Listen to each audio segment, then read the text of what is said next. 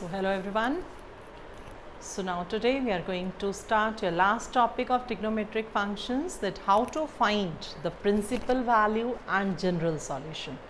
So before starting that, firstly today we will discuss the graphs of trigonometric function, क्योंकि उन्हीं graph से ही जो हमारे पास रिजल्ट आएगा वहीं से हम प्रिंसिपल वैल्यू या जनरल सॉल्यूशंस निकालेंगे, राइट।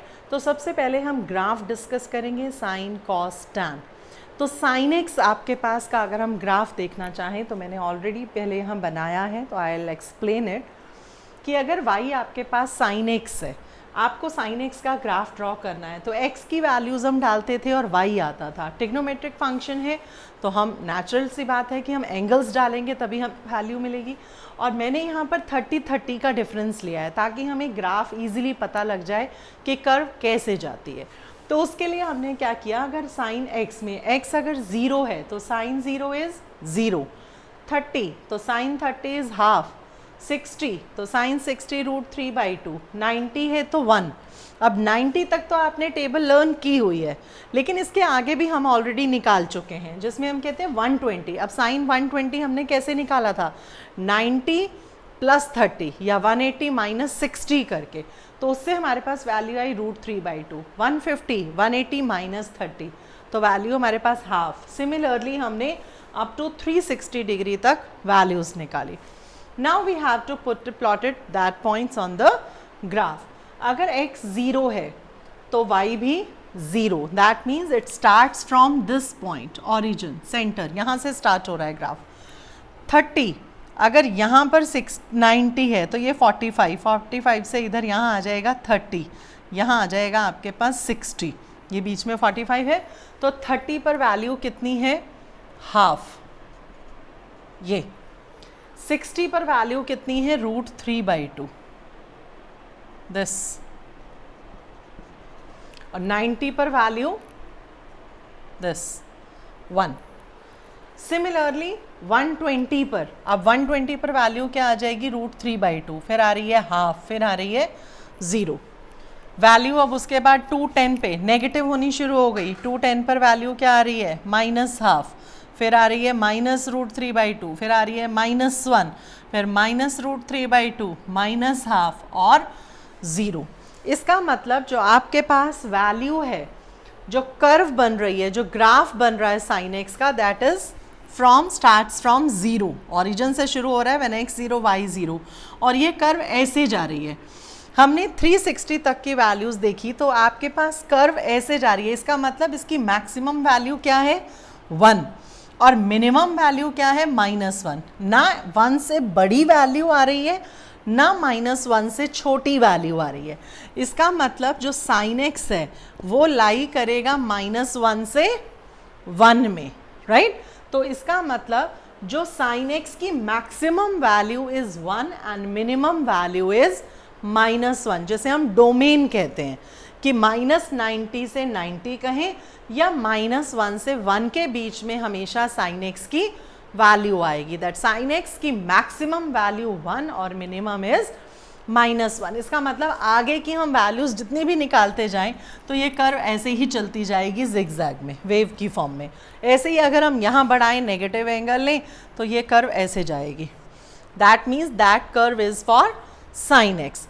यहाँ से अब देखो, साइन 0 0, साइन 180 0, 360 0, ये तो 180 पर 0 आ रही है।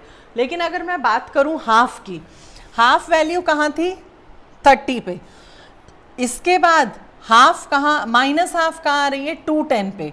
इसका मतलब 30 में अगर मैं 180 ऐड कर रही हूँ तो वैल्यू कितनी आ रही है, -हाफ। अगर 60 पे √3/2 थी तो 180 ऐड करने से वैल्यू क्या आ रही है, -√3/2। मैं ये क्यों बता रही हूँ, क्योंकि 180 के डिफरेंस पर न्यूमेरिक वैल्यू सेम रहती है, चेंज होता है तो सिर्फ साइन। कि अगर 30 पे वैल्यू हाफ है तो 30 + 180 210 वैल्यू आएगी -हाफ। न्यूमेरिक वैल्यू सेम रहती है, चेंज होता है तो सिर्फ साइन, बशर्ते कि क्वाड्रेंट आपको चेक करना है कि उस क्वाड्रेंट में वो वैल्यू नेगेटिव होनी चाहिए। अगर क्वाड्रेंट ही आपके पास ऐसा आ गया जिसमें साइन पॉजिटिव होता है तो वो अलग केस है, but otherwise in general if we have to talk about, so we have to say कि 180 के डिफरेंस पर न्यूमेरिक वैल्यू सेम रहती है, चेंज होता है तो सिर्फ sine plus minus plus minus plus minus. √3/2 थी 60 पे, 180 ऐड किया तो माइनस √3/2 हो गई। 90 पे थी 1, 180 ऐड किया तो हो गई -1। तो 1 न्यूमेरिक वैल्यू सेम रह रही है, चेंज क्या हो रहा है साइन प्लस माइनस। अब इसमें -1 है, अब इसमें अगर मैं 180 फिर ऐड करूं तो वैल्यू आएगी 1, फिर उसमें 180 ऐड करूं तो वैल्यू आएगी -1। दैट मीन्स कि 360 के इंटरवल पे वैल्यू सेम आती है और 180 के डिफरेंस पर न्यूमेरिक वैल्यू सेम रहती है, चेंज होता है तो सिर्फ साइन। क्लियर? इसी तरह से अगर हम कॉस की बात करें तो कॉस एक्स का ग्राफ भी आपके पास ऐसे इसी तरह से बनेगा जैसे हमारे पास ये है, बस सिर्फ आपके पास यहाँ पर वैल्यूज़ चेंज हो जाती हैं, राइट? क्योंकि कॉस 0 आपके पास क्या होता है 1। अगर मैं यहीं पर बात करूं कॉस एक्स की, राइट, तो आपके पास cos 0 1, cos 30 √3/2, cos 60 half, cos 90 0, cos 120। अब देखो कॉस 120 कैसे निकालते थे, कॉस ऑफ 90 + 30 करके, 90 प्लस कौन सा क्वाड्रेंट सेकेंड में कॉस नेगेटिव, 90 कॉस को करेगा साइन, तो साइन 30 की वैल्यू आपके पास क्या होती है हाफ, तो ये हो गई -½ अब हो जाएगी -√3/2, फिर हो जाएगी -1। तो इस तरह से आपके पास वैल्यूज़ आती हैं। तो अब इसका जो ग्राफ बनता है, देखो अगर हम यहीं से ही देखें सिर्फ, तो ग्राफ कैसे बनता है, ये 0 है, x 0 तो y 1, तो इसका मतलब यहाँ से स्टार्ट हो रही है कर्व, इस पॉइंट से। x 30 तो y √3/2, x 60 तो हाफ, 90 तो 0। इसका मतलब जो आपकी कॉस की कर्व आती है वो कर्व कैसे आती है, ऐसे,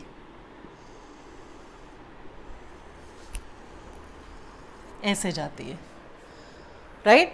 तो वैल्यू तो वही है कि मैक्सिमम 1 और मिनिमम इज -1, वही आएगी, लेकिन कर्व स्टार्ट कहाँ से हो रही है, यहाँ से। तो cos x भी कहाँ से कहाँ लाई करता है, -1 से 1, कि cos x की मैक्सिमम वैल्यू 1 होती है और मिनिमम वैल्यू -1 होती है। द सेम वे कि हम कहें, देखो 0 में अगर मैं 180 ऐड करूं तो 0 पे वैल्यू 1 थी तो 180 पर -1 है, इसमें फिर मैं 180 ऐड करूं तो 360 आ जाएगा, वैल्यू क्या आ जाएगी फिर से 1, तो 1 -1 हर केस में, नॉट कि साइन के केस में होगा, sine cos tan sec cosec cot, हर केस में हम कहते हैं कि 180 के डिफरेंस पर न्यूमेरिक वैल्यू सेम रहती है, चेंज होता है तो सिर्फ sine. The another thing you have to check the quadrant also, कि अगर उस क्वाड्रेंट में वो टर्म पॉजिटिव है तो वो पॉजिटिव ही रहेगी। जैसे मैंने कहा कि साइन 120, अब साइन 120 को अगर मैं 90 + 30 लिखती हूँ तो 90 प्लस सेकेंड क्वाड्रेंट में साइन पॉजिटिव है, राइट? तो क्वाड्रेंट तो आपको पहले चेक करना ही करना है, बट अदरवाइज अगर आप कोई एंगल निकालना चाहते हो तो अगर हम देखें तो 180 के डिफरेंस पर न्यूमेरिक वैल्यू सेम रहती है, साइन चेंज होता है। Similarly in the case of tan, तो sine cos tan, similarly for sec cosec and cot. तो अब हम यहाँ से स्टार्ट करेंगे कि नेक्स्ट जो टॉपिक है आपका, that how to find the principal value and general solutions. अब प्रिंसिपल वैल्यू क्या होती है और जनरल सॉल्यूशन क्या होता है, तो उसकी अगर हम बात करें तो अगर आपके पास, देखो एग्जांपल लेते हैं, अगर साइन एक्स आपके पास हाफ है, मान लो कि साइन एक्स आपके पास हाफ दिया हुआ है, अब हमें ये बताना है कि एक्स की वैल्यू हाफ कब होती है, दैट वी नो, कब होती है, साइन 30 पे। तो sine x equal to sine 30 means 180/6, π/6 लिख सकते हैं इसे, when we compare it we get the value of x, कि अगर x π/6 होगा तो साइन x की वैल्यू क्या होगी, हाफ। तो यहाँ से जो x की वैल्यू आती है, जो ये एंगल हम निकालते हैं, ये वैल्यू निकालते हैं, this is called principal value. जो हम एक एंगल निकालते हैं इसे हम क्या बोलते हैं, प्रिंसिपल वैल्यू और प्रिंसिपल सॉल्यूशन। कि अगर मैं कहूँ कि साइन x आपके पास -½ है, अब x की वैल्यू में क्या डालूं कि x नेगेटिव आए, तो सबसे पहले हम क्या देखेंगे कि साइन नेगेटिव कब होता है, थर्ड क्वाड्रेंट में, क्योंकि फर्स्ट और सेकंड में तो साइन पॉजिटिव है। थर्ड क्वाड्रेंट का मतलब 180 प्लस। अब मैं इसे 270 माइनस भी लिख सकती थी, लेकिन 270 पे ट्रिग्नोमेट्रिक टर्म चेंज हो जाती है, इसलिए जब भी हम एंगल बनाते हैं, एंगल ब्रेक करते हैं, तो हमेशा पाई या 2π के रिस्पेक्ट में, 90 और 270 पर हम चेंज नहीं करते क्योंकि ट्रिग्नोमेट्रिक टर्म चेंज हो जाती है। तो साइन ऑफ पाई प्लस का मतलब थर्ड क्वाड्रेंट में साइन नेगेटिव, तो ये माइनस एडजस्ट हो गया यहाँ पर। हाफ वैल्यू कब होती है, π/6 पर। You have to write this, it can be written as sine of 7π/6। Sine x अगर साइन 7π/6 है तो x क्या होगा, 7π/6। That is called principal value. तो जो हम एंगल निकालते हैं, जो x की वैल्यू, अब तक हम क्या करते थे, साइन 7π/6 की वैल्यू निकालते थे ब्रेक करके, -½ आती थी। अब हमें साइन x -½ दिया है, हमें x निकालना है एंगल, कि हम x को क्या पुट करें कि आंसर -½ आए। तो अब हम ये देखते हैं कि अगर पॉजिटिव है तो फर्स्ट क्वाड्रेंट है, टेबल से आप डायरेक्ट ले सकते हो, लेकिन अगर नेगेटिव है तो आप क्वाड्रेंट चेक करोगे। क्वाड्रेंट इन द फॉर्म कि साइन माइनस कब होता है, थर्ड में। अब आप कहोगे वो तो फोर्थ में भी होता है, so we can write fourth also, that we can write sine of 2π-. 2π- means 360 minus is also fourth quadrant, and fourth quadrant again the sign is negative, so you can write it as sin of 2π-. तो इससे क्या हुआ, minus adjust हुआ। Half value कब होती है, 30 पे, π/6 पे, so you have to write π/6। तो यहाँ से क्या आ जाएगी, 11 π/6। That is also the principal value of given solution. तो आपके पास अगर हमें प्रिंसिपल वैल्यू निकालनी है तो हम क्वाड्रेंट देखते हैं, पॉजिटिव है तो हमें कुछ नहीं देखना, सिर्फ 0 to 90 के बीच की ही वैल्यूज़ आएंगी आपके पास, वहीं से डायरेक्ट आप x की वैल्यू लिख दोगे। लेकिन अगर नेगेटिव है तो आप क्वाड्रेंट चेक करोगे, ताकि क्वाड्रेंट से साइन अरेंज एडजस्ट होता है, और फिर वैल्यू हाफ की या √3/2 जो भी है, you have to check according to that. So this is called principal value, right. अब हम बात करते हैं जनरल सॉल्यूशन की। जनरल सॉल्यूशन क्या होता है, जैसे हमने कहा कि जनरलाइज कर दो किसी भी चीज़ को, तो जनरलाइज करने का मतलब इन द फॉर्म ऑफ n, कि हम कुछ भी उसको नेचुरल नंबर डालें। जैसे हमारे पास एक AP की सीरीज़ की थी आपने, sum of n terms 1 + 2 + 3 up to n, sum of n terms आपने निकाला था n × n + 1/2। What is that n, कि अगर आप n को 1 डालते हो तो सम ऑफ 1 टर्म आएगा, n को 2 डालते हो तो सम ऑफ 2 टर्म्स आएगा, n को 3 डालते हो तो सम ऑफ 3 टर्म्स आएगा। सिमिलरली वो क्या था, जनरल टर्म थी, कि आप n को जो डालोगे उतनी नंबर्स का सम आपके पास आ जाएगा। That is called the generalized formula. Same in this case, कि अगर हमें किसी भी एंगल को निकालना है, general solution in the form कि हम n को कोई ऐसा फॉर्मूला बनाएंगे कि हम n को कुछ भी डालें, कोई भी नेचुरल नंबर डालें, तो आपके पास साइन की वैल्यू वही आनी चाहिए। देखो कैसे, जैसे मैं कहती हूँ कि साइन x आपके पास 0 है। अब साइन x 0 कब होता है, हमने अभी ग्राफ बनाया था, 0 पर था, 180 पर था, 260 180 के डिफरेंस पर था, 3π 4π एंड सो ऑन। इसका मतलब कि मैं इस 0 को क्या लिखूं, या मैं इस x की क्या वैल्यू निकालूं, कि कुछ भी मैं n को डालूं तो आंसर हमेशा 0 आना चाहिए। So can I write this as x = nπ। क्यों? अगर मैं x को n पाई डालूं तो अगर मैं n को 0 डालूं तो साइन 0 0, n को 1 डालूं तो साइन पाई 0, n को 2 डालूं तो साइन 2 पाई 0, n को 3 डालूं तो साइन 3 पाई 0। तो इसका मतलब मैंने एक ऐसा फॉर्मूला लिख दिया कि यहाँ मैं n को कोई भी नेचुरल नंबर डालूंगी तो आपके पास साइन x हमेशा क्या आएगा? 0। तो साइन x की जो जनरल वैल्यू है, राइट, जो जनरल सॉल्यूशन है, that is this is called general solution. तो इस तरह से हमारे पास 6 फॉर्मूलाज हैं जिसमें हमारे पास x की वैल्यू गिवन होगी कि अगर साइन x 0 है तो x क्या होगा। दे आर कॉल्ड कि हमने n की फॉर्म में लिख दिया। n की फॉर्म में लिखने का मतलब n belongs to any integer, may be integer, right, not natural, क्योंकि 0 नेचुरल नहीं होता, natural number starts from 1, so it may be any integer. कि नेगेटिव भी तो एंगल्स होते हैं आपके पास। तो अगर साइन x 0 है तो x क्या होना चाहिए? n pi. तो अगर मैं x को 0 लिखती तो वो प्रिंसिपल वैल्यू थी, एक एंगल निकाला, लेकिन अगर मैंने उसी को n की फॉर्म में लिख दिया जनरलाइज करके तो ये आपके पास क्या बन गया? General solution.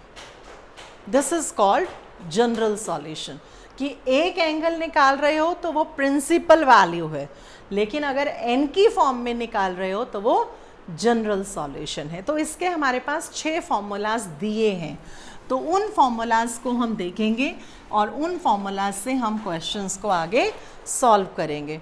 जैसे आपके पास इसमें दिया है यहाँ पर कि अगर साइन x आपके पास, देखो बुक में भी ऑलरेडी आपके पास दिया है कि अगर साइन x आपके पास 0 है तो x होगा n पाई। अगर cos x 0 है तो x is 2n plus 1 into pi by 2। tan x अगर 0 है तो x is n pi. Sine x अगर साइन y के इक्वल है, मान लो राइट हैंड साइड 0 नहीं है, हाफ है, माइनस हाफ है, या √3/2 है, -√3/2 है, अगर ऐसी है तो x आपके पास क्या आएगा? n pi plus -1 raise to power n into y. n pi general है, n जनरल है, सिर्फ y क्या होगा? ये। इसका मतलब जो हमने प्रिंसिपल वैल्यू निकाली थी, that principal value is y। तो जनरल सॉल्यूशन निकालने के लिए आपको प्रिंसिपल वैल्यू तो निकालनी ही पड़ेगी। तो cos x अगर cos y के इक्वल है तो x होता है 2n pi plus minus of y, और अगर tan x tan y के इक्वल आता है तो x आपके पास होता है n पाई प्लस y। तो जिसमें ये y जो है, ये y क्या है? Principal value, right. तो यहाँ से जब भी वो जनरल सॉल्यूशन कहेगा तो सबसे पहले आपको प्रिंसिपल वैल्यू तो निकालनी ही निकालनी है, क्योंकि प्रिंसिपल वैल्यू निकलेगी तभी आप जनरल सॉल्यूशन निकाल सकते हो। जैसे हम एक क्वेश्चन करते हैं, उसने कहा प्रिंसिपल वैल्यू और जनरल सॉल्यूशन निकालो। फर्स्ट क्वेश्चन है tan x है √3, फर्स्ट क्वेश्चन ऑफ एक्सरसाइज 3.4। अब सबसे पहले tan x √3 कब होगा? अब वैल्यू √3 कब होती है? 60 पे। इसका मतलब लिख सकते हैं tan x equal to tan of 60, 60 means π/3, तो x कितना आ गया? π/3। That is called principal value. एक पार्ट सॉल्व हो गया, that is the principal value. अब जनरल सॉल्यूशन के लिए देखो, tan x equal to tan y, tan x equal to tan y। 0 नहीं है right hand side, right hand side 0 होती तो हम डायरेक्ट लिख देते, लेकिन राइट हैंड साइड अगर 0 नहीं है तो फॉर्मूला ये लगेगा, if tan x equal to tan y, तो जनरल सॉल्यूशन क्या होगा? डायरेक्ट फॉर्मूला लिखना है आपको, x is equal to n pi plus y, π/3, that is your general solution. तो एक आंसर ये आ गया और एक आंसर आपके पास ये आ गया। डायरेक्ट आपको प्रिंसिपल वैल्यू फॉर्मूला में डालनी है and we get the general solution. हमें कहीं कोई ग्राफ ड्रॉ नहीं करना, हमें कहीं कुछ सॉल्व करके नहीं दिखाना, फॉर्मूला लिखना है और उसमें वैल्यू पुट करनी है। That is there. तो जो एक एंगल निकालते हैं, जो एक वैल्यू निकालते हैं, that is called the principal value. और जनरल सॉल्यूशन फॉर्मूला में वैल्यू पुट करते हैं। आपको सिर्फ ये देखना है कि अगर राइट हैंड साइड 0 है तो डायरेक्ट फॉर्मूला है, और अगर कोई एंगल है तो पहले प्रिंसिपल वैल्यू निकाल कर और फिर उसको जनरल सॉल्यूशन में y की जगह पुट कर दो, राइट। सेकेंड क्वेश्चन देखो, sec x है। अब sec x का फॉर्मूला नहीं है, लेकिन sec x को लिख सकते हो cos x। तो can be write cos x is equal to half, और वहाँ से आप क्या निकालोगे, principal value and general solution. Third question cot x, that is cot x equal to -√3। तो इसे tan में कन्वर्ट कर लो। tan x आपके पास क्या हो जाएगा, -1/√3। अब tan देखो नेगेटिव कहाँ होता है, सबसे पहले क्योंकि माइनस आ गया। Second quadrant means 180 minus, right.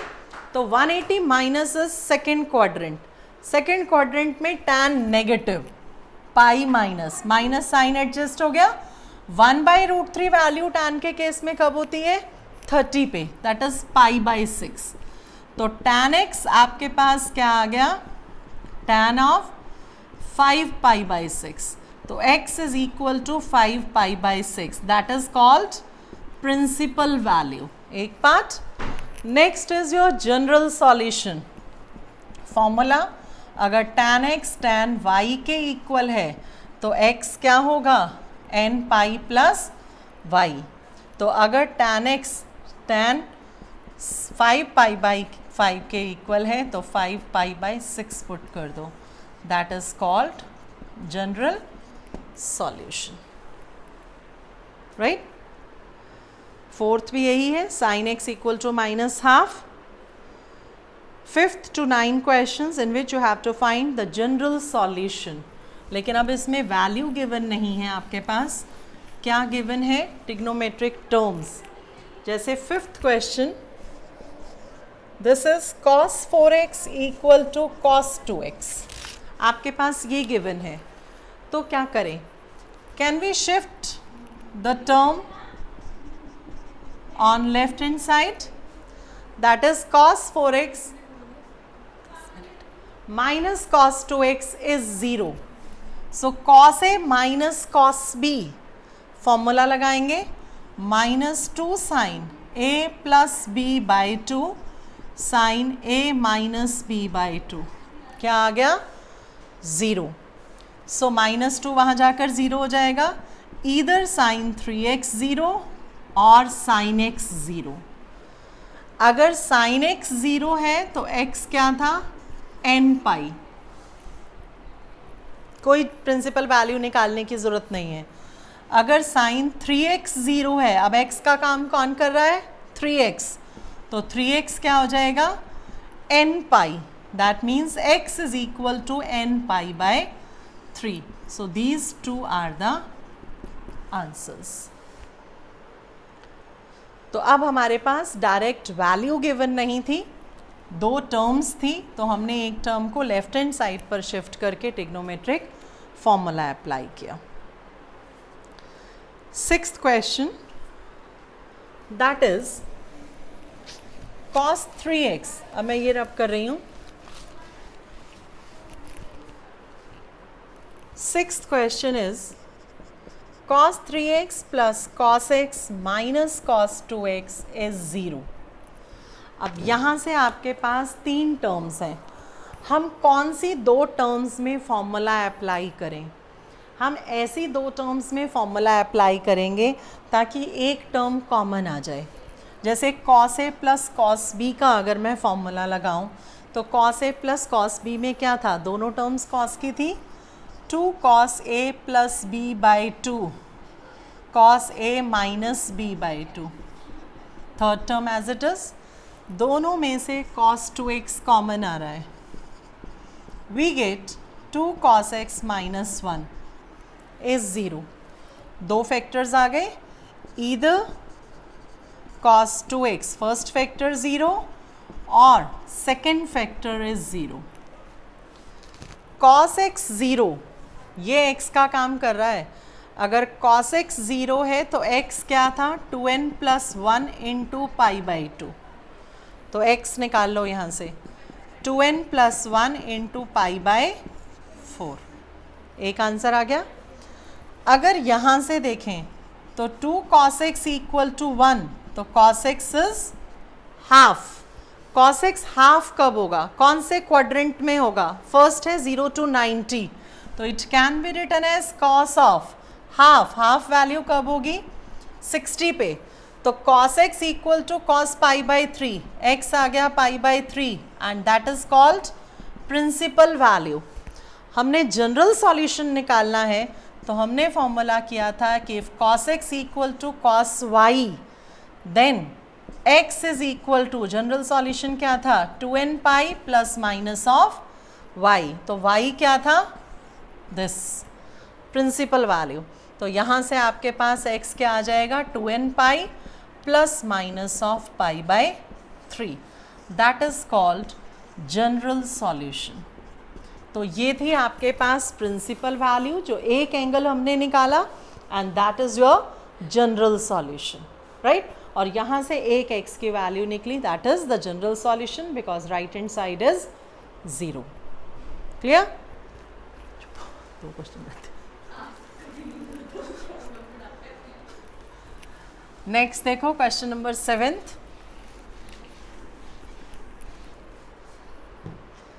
Seventh question is sin 2x plus cos x is 0। यहाँ एंगल है 2x, यहाँ एंगल है x, तो सबसे पहले एंगल सेम बनाएंगे क्योंकि फॉर्मूला कोई नहीं है हमारे पास sin a plus cos b का। तो हम क्या करते हैं, sin 2x का formula that is 2 sin x into cos x plus ये cos x as it is, ये आ गया आपके पास। cos x common, we get 2 sin x plus 1, दो फैक्टर्स आ गए, either first factor is 0 that is cos x 0 और 2 sin x प्लस 1 इज 0, तो sin x की वैल्यू यहाँ से क्या आ गई माइनस हाफ। cos x अगर 0 है तो x equal to 2n plus 1 into pi by 2, that is called general solution. Sine x minus half, अब साइन नेगेटिव कब होता है थर्ड क्वाड्रेंट में 180 प्लस, हाफ वैल्यू कब होती है पाई बाई 6 पर, तो x आपके पास क्या आ गया 7 pi by 6, that is called principal value. लेकिन हमें तो जनरल सॉल्यूशन निकालना है। If sine x equal to sine of 7 pi by 6, तो x क्या था n pi plus minus 1 raise to power n into 7 pi by 6, that is called general solution. तो same form में चल रहे हैं, फॉर्मूला अगर हमें ध्यान है जनरल सॉल्यूशन का then we can find it. Question number 8, 2 questions are left. 8th question दोनों सेम हैं जैसे अब तक हमने किया। 8th क्वेश्चन आपके पास है sec square 2x equal to 1 minus tan 2x, यहाँ tan यहाँ sec स्क्वायर, तो हमने आइडेंटिटी की हुई है कौन सी 1 plus tan square is sec square, तो लिख सकते हैं 1 plus tan square equal to sec square.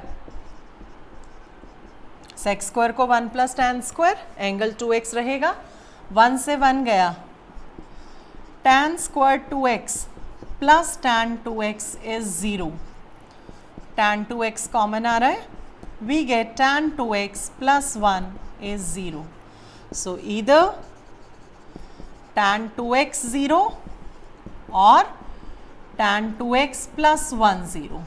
अगर tan x 0 है तो x कितना था n पाई, तो x आ गया n pi by 2। tan 2x minus 1, अब माइनस 1 कब होता है सेकेंड क्वाड्रेंट में, दैट इज 180 माइनस 1 वैल्यू कब होती है 45 पर, तो 2x कितना आ गया 3 पाई बाय 4, तो x आ गया 3 pi by 8, that is called principal value.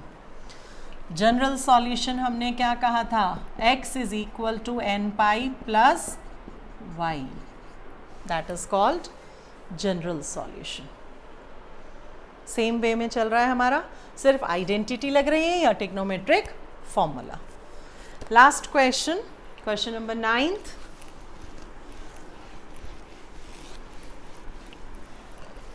Ninth is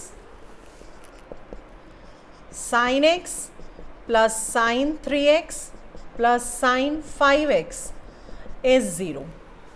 अब यहाँ से हम x की कौन सी ऐसी दो टर्म्स लें कि एक टर्म हमारे पास फॉर्मूला लगाने के बाद कॉमन आ जाए.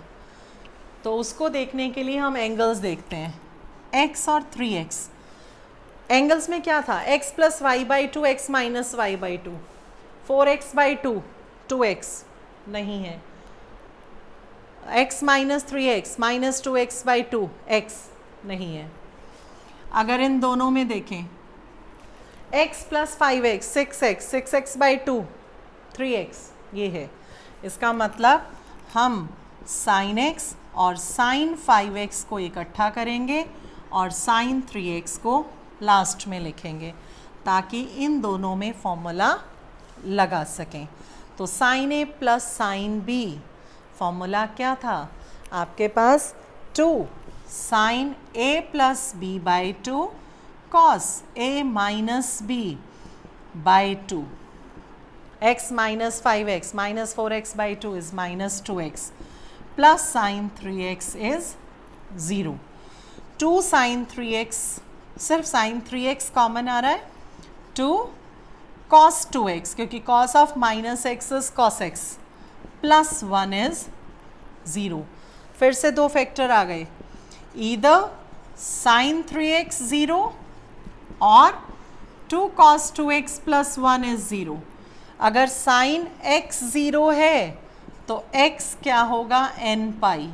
तो x is equal to n pi by 3. आ गया एक answer. cos 2x is minus half. अब cos x माइनस हाफ कब होता है, सेकेंड क्वाड्रेंट में. cos सबसे पहला देख लिया करो quadrant, second quadrant cos negative, तो पाई माइनस, हाफ वैल्यू कब होती है, 60 पे. तो 2x आपके पास pi minus pi by 3 is 2 pi by 3. तो x कितना आ गया, pi by 3. Principal value. General solution, अगर cos x cos y के इक्वल है तो x था 2n pi plus minus of y. That is called general solution. तो प्रिंसिपल वैल्यू और जनरल सॉल्यूशंस. तो ये थी आपके पास एक्सरसाइज 3.4, राइट. जनरल सॉल्यूशन निकाले और प्रिंसिपल वैल्यू. इस टाइप का एक क्वेश्चन आपको ज़रूर मिलेगा और 12th क्लास में भी ये कई जगह यूज़ होंगे फॉर्मूलाज. तो ये एक्सरसाइज कंप्लीट करो, इसके एग्जाम्पल्स करो. Then in next class we will start your miscellaneous exercise. Miscellaneous exercise वैसे तो आप खुद भी ट्राई कर सकते हो, nothing is new, but in next class we will discuss all the questions of miscellaneous exercise. Right. Please like, share and subscribe my channel. Thank you.